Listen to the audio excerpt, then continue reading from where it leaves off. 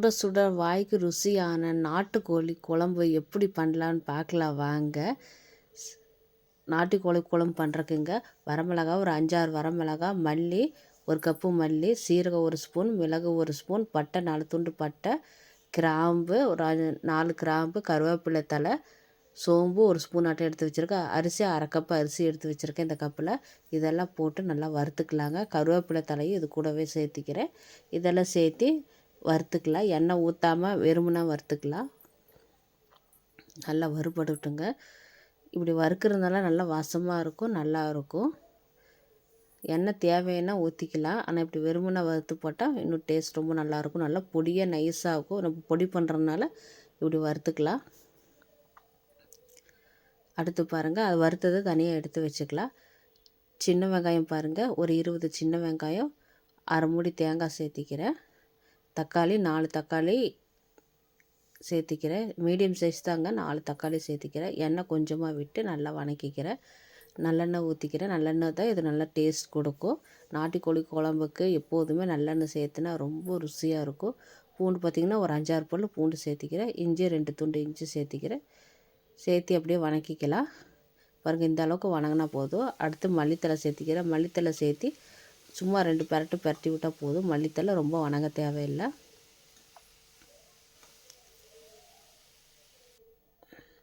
அடுத்து அடுப்பு ஆஃப் பண்ணிவிட்டு மிக்ஸி ஜாரில் போட்டு எல்லாம் அரைச்சிக்கலாங்க. நல்லா வதங்கிருச்சு பாருங்கள். இது மிக்ஸி ஜாருக்கு மாற்றி அப்படியே அரைச்சிக்கலாம். ஆற வச்சுட்டு அப்படியே அரைச்சிக்கலாம். இதை பொடி பண்ணி எடுத்து வச்சுக்கலாங்க. தனியாக வறுத்து வச்சுருக்கிறத பொடி பண்ணி எடுத்து வச்சுக்கிறேன்.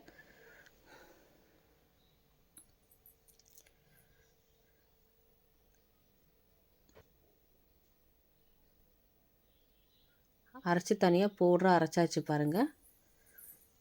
இந்த அளவுக்கு அரைச்சா போதுங்க. ரொம்ப நைஸாவில் அரைக்க வேண்டாங்க. ஓரளவு கொஞ்சம் குறை இருந்தால் போதுங்க. இந்த அளவுக்கு இருந்தால் போதுங்க. திப்பியாக அரைச்சா போதும். அது தனியாக பவுட்ரு பண்ணி எடுத்து வச்சுக்கலாம். அடுத்து நம்ம வதக்கி வச்சுருக்க இந்த வெங்காயம் தக்காளி எல்லாம் சேர்த்து அரைச்சிக்கலாம். தண்ணி ஊற்றி அரைச்சிக்கலாம். நைஸாக அரைச்சிக்கலாம். அடுத்து பாருங்கள், நாட்டுக்கோழி பாருங்கள், 1.5 கிலோ நாட்டுக்கோழி இருக்குங்க. அதை எடுத்து வச்சுருக்கேன் பாருங்கள். நம்ம அரைச்சி வச்சு இந்த பொடியை சேர்த்திக்கிறேன்.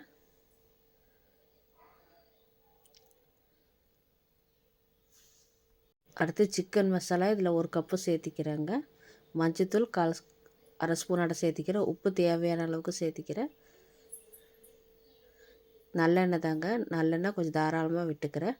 நல்லெண்ணெய் விட்டு நல்லா எல்லாம் நல்லா ஒன்று கலந்து வராப்புல மசாலாலாம் கறியில் பிடிக்கிற மாதிரி நல்லா கலந்து விட்டுக்கிறேன். அடுத்தது அரைச்சி வச்சு இந்த வெங்காய தக்காளியை சேர்த்திக்கிறேன். சேர்த்து நல்லா கலந்து விட்டுக்கிறேன். நல்லெண்ணெய் பார்த்திங்கன்னா இந்த சின்ன கப்பில் 1/2 கப்பு விட்டாலே போதுங்க. நல்லெண்ணெய் சேர்த்துனா ரொம்ப நல்லா டேஸ்ட் ரொம்ப நல்லா இருக்குங்க. அடுத்து நல்லா கையில் போட்டு நல்லா கலந்து விட்டுக்கலாங்க. இந்த கறியை பார்த்திங்கன்னா நல்லா கையில் நல்லா பிசைஞ்சு விட்டால தான் நல்லா மசாலாவெல்லாம் பிடிக்கும்.